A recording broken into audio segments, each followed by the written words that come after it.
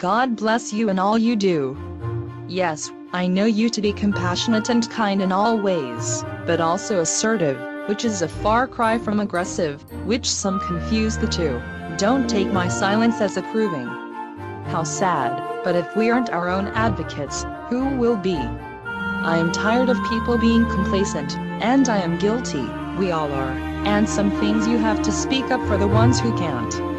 I constantly have to remind myself, God loves the person, hates the sin, and I try to do just that. It in no way makes. I trust that all Sharon does is above reproach and done only with best intentions.